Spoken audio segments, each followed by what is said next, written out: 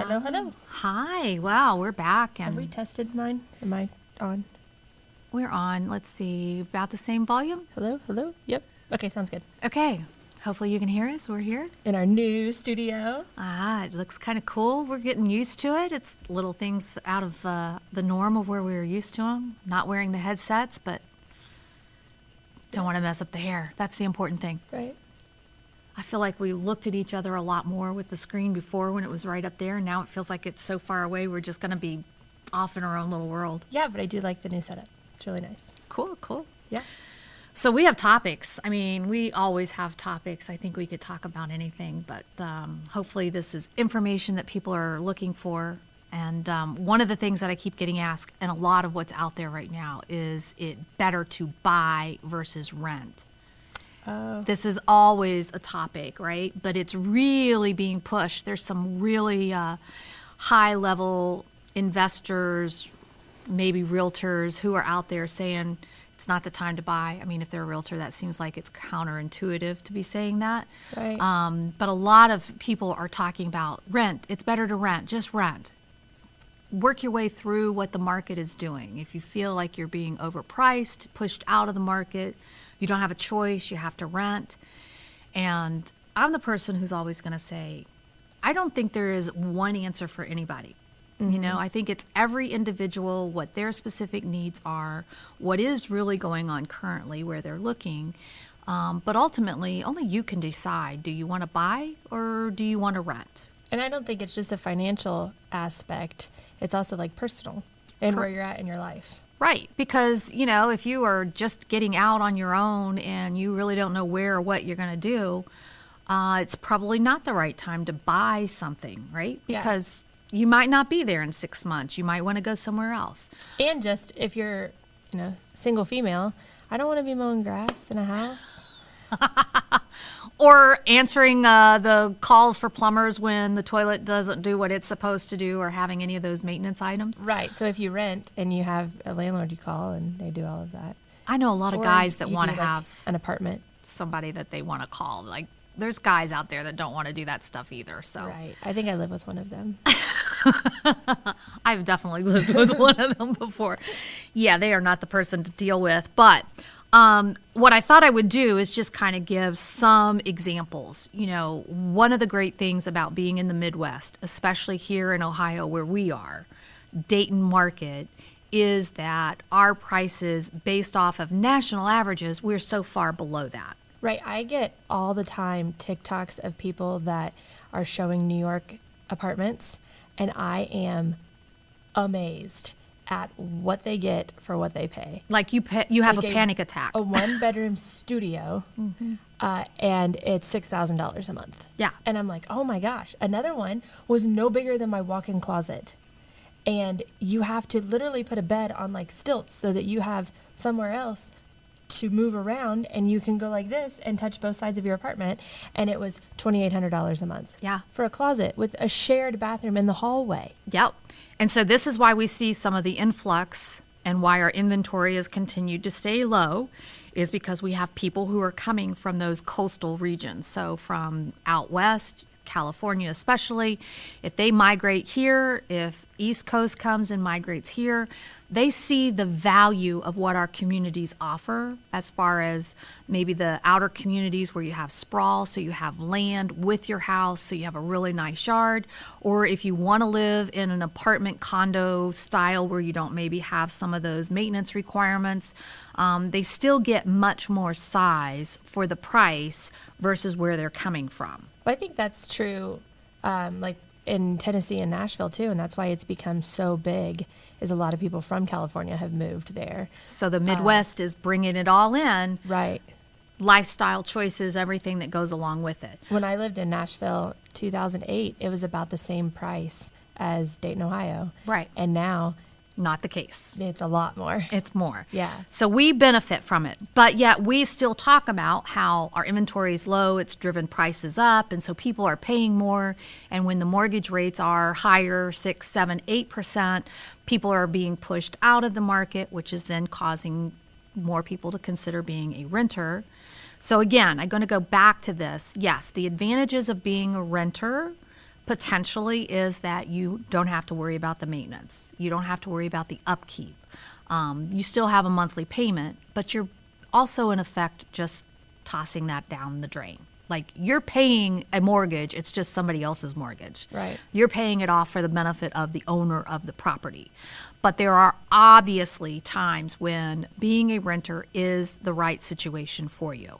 And there are also times where being an owner, if you can do it, is advantageous. Advantageous to you, one, because then you don't have a landlord who's maintaining and understanding what's going on in your life, getting into the middle of it.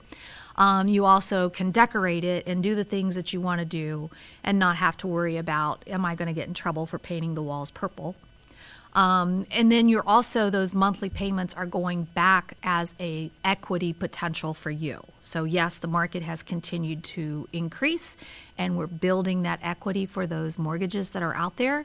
Even people who are getting in on a higher mortgage rate, 6, 7, 8%, they're still seeing that continual growth of equity that's gained them, and they're able to pull out a home equity line or pay off bills or do maintenance, make improvements, or not use it, just have that equity that's sitting there, which is basically helping to build maybe a retirement fund or future savings, right? Yeah.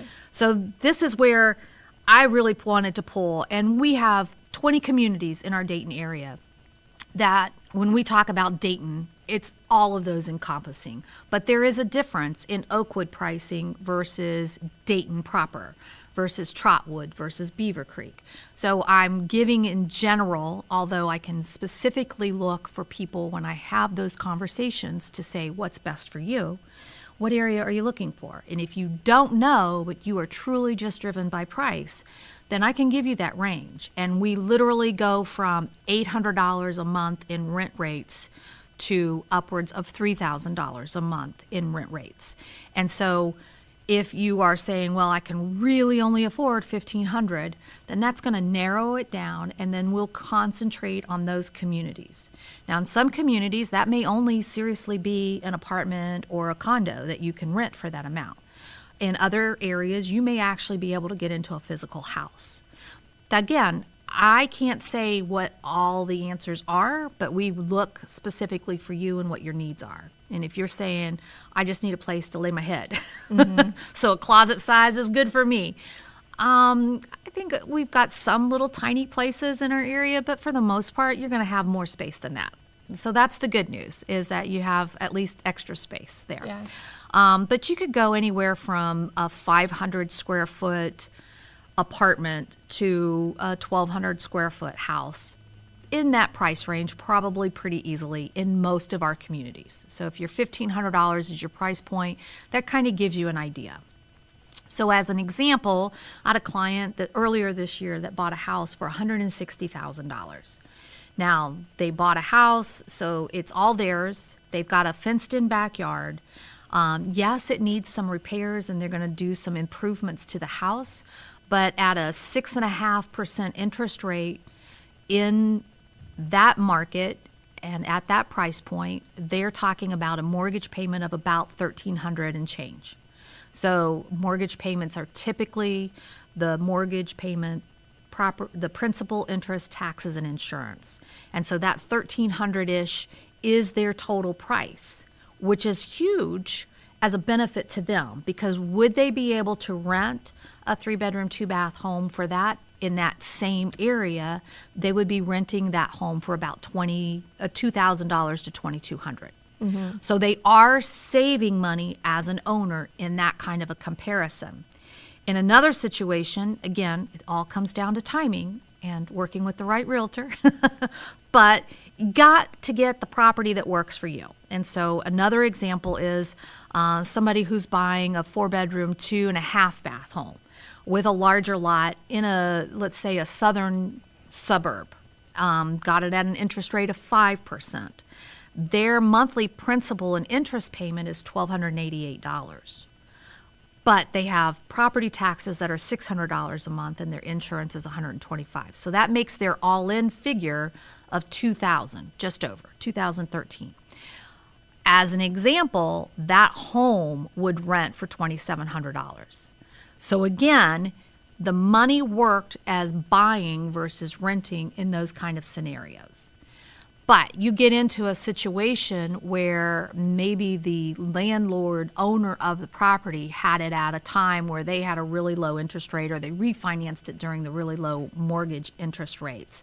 And so maybe they aren't charging top end market rates. And so if you found a 3-bedroom, 2-bath home and it would normally be selling for $250,000, but you can get the rent at $1,500, I'm going to tell you that is a better option for you, because if the property taxes alone are $600, you know that you can't buy that home for less money that you could potentially rent it. So sometimes there's that variable as to the owner of record on the property and how they have their financial situation as to what their demand is to pay or have received funds for the rent amount. And if you catch a deal, then that's a benefit. But in another example, if there's an investor who's involved, who's owning the property, and they have money tied up, then they're going to go for the market rate. So they're going to go for the higher value, which we see is pushing those rent rates up. And I think the last number that was given is that rent rates in our area are above 15% increase over the last year. So rents have continued to go up, and we don't have enough rentals. So when somebody's looking and they see that they could get this little 2-bedroom, 1-bath home and it's going to cost them $1,500 a month, they're jumping at that opportunity because it works for what they need. But in reality, at a good time, they could have bought the home for less than that. But now it's questionable. It could be very close as to what that mortgage is, especially if it's at the higher interest rate of 8%. Any work has been done, and then they're selling it for $175,000, where that may have been a $100,000 house before. So those are really all the dynamics that go into it. I don't think there's a one easy answer. Better to buy, better to rent. It is particular to you and what your situation is. If you know that you're going to be here, and I always tell people, if you know for about the next 3 years, without any unforeseen circumstances, if you know the next 3 years you're going to be here, it's worth at least considering as a buy the right option. But if you're just renting and it's a year to year and you're not really sure, then renting is probably the right option for you. But let's look at it, because if you've got money and you want the potential equity, especially because we have a lot of military that come into our area. That's what I was just going to say. There are times where they'll come in and they know they're only going to be here for up to 3 years. But if they found the right deal, they would buy the property and then use it as a rental, even though they're going to know that they're going to go to Texas in 3 years. They may maintain that property just to keep that value, and it benefits them. So we have a lot of military that will do that. So I feel like the rent versus buy of a home is kind of the equivalent of lease versus buy of a car. Of course. Yeah. Because when you lease, the dealership usually takes care of all of the oil changes and upkeep of the vehicle, and then you turn it back over in 3 years, or whatever your lease term is. So how many miles are you going to put on a vehicle? Does that make it worthwhile? Because that's always seems to be the thing that catches me. It's like, yeah, I put a lot of miles on my car. Right. And I leased for the first time earlier this year, and I'll never do it again, just because I'm already going to be over the miles. Yeah. I already know it. And to your point, somebody that goes in thinking, okay, well, yeah, I can take care of cutting the grass. I could hire a neighbor person. I could do whatever. There are ways to get around it. But then after 6 months, they're like, forget it. This is not what I signed up for, because one thing typically will happen after another, right, as we know. And then they're like, peace out. I just want to rent. Yeah, I have a friend that lives in a high-rise downtown, and he was like, I would buy this if I could, but I have zero interest in ever mowing grass again. Yeah, for sure. Well, so again, if the option is there for you, buy versus rent, if someone is telling you only buy, that's not, I don't think there's 100% fail-safe. I think everybody's situation really determines whether a buy or rent option is the best for you. And I like to say there's also that opportunity buy with the option to rent or with the option to own. at least that gives rent you with the option to buy. rent with the option to own. Yeah. Is that what I said? Yeah, rent You with said the option to with the buy. option to own. Yeah, buy with the option. Oh, well. Rent with the option to buy, because then at least that may lock that number in and give you some benefit if there is an uptick in the market, that you've at least captured it as a renter, but now you want to be the homeowner too. So lots of options out there. Don't ever think that you just have one. And I think those rent with the option to buy are starting to come back in this area Yep, too, they where are. we haven't seen them since 2020. Yeah, and that's again coming down to what investors have and what they're willing and wanting to do with their portfolios and everything. So Yeah. market trends are good in some ways. So if you're going to rent, do you get a realtor, or is there a benefit of having a realtor? I'm going to say there's always a benefit, right? A lot of times you're looking at a contract, a lease agreement, and whether or not you take the time to actually read it or have an attorney read it for you and give you any indication, that's certainly the best option if you are really concerned about it. But I have people who will say, hey, do you mind looking this over and telling me? And I have almost always found clauses that they didn't realize what it meant and how it was really going to affect them.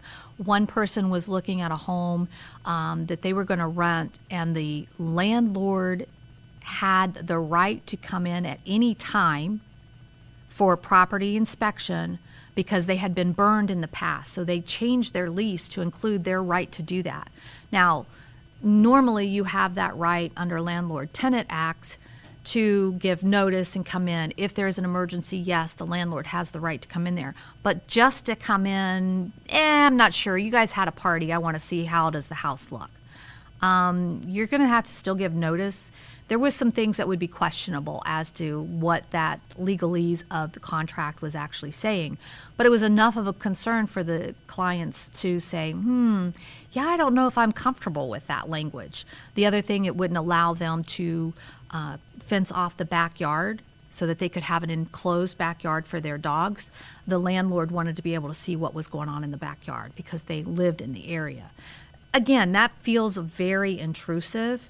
And maybe you're okay with that and don't have anything to hide. But if in this case they had dogs that they were trying to keep up, they didn't want to put them on a leash line and that be restrictive for them. They wanted to fence off. They were willing to pay for a fence to be put in, but that would block the landlord's view of it, and that would be a difference then in that lease. I could see it from the landlord too, though, that you don't know who's going to put the fence in. Sure. So you don't know if it's on the property line, if it's over, and then they leave, and you're stuck with removal of this fence. Sure. So that could cost money. There's always pros and cons to both sides of it. Right. But I think as far as if the landlord was coming to me and asking, well, what's the best lease for me to put? First of all, they need to talk to an attorney. Yeah. I can't give them legal advice, but I can say this is typical of what we see, and obviously you have to understand. A big thing is whether or not they're giving rental repair list amortizations that go along with the lease, because sometimes a tenant will move out and the landlord will come back and say, well, you owe me $5,000 for the damage. What do you mean? Well, if they didn't provide a breakdown of what each of those repair items are and an estimate of those costs, they can't just make up this number and say that's what they owe. So if you end up going through court with any of these things, these are the documents that the court's going to ask for, that's required. And you have to know, you can't just be, a lot of people will go and get a lease from like an office supply store and use that. And again, does that offer the best benefit for either side? I think is questionable because it's just generalized. It's not specific to the state or area. Yeah. So anyway, so yes, buy versus rent, it's really up to you. It is a conversation. So if you have questions about that and you'd like to reach out, feel free. I'm always happy to answer questions. And of course, I don't give legal advice, but I would tell you these may be things that you want to talk with an attorney about.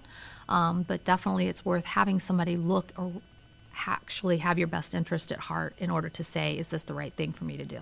Yeah, so that'd be our tip to end the show. That's it.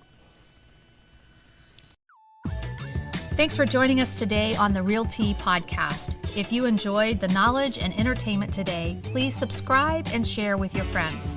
We will be embarking on a journey that bridges the gap between realtors and clients, uncovering the heart and tea of real estate.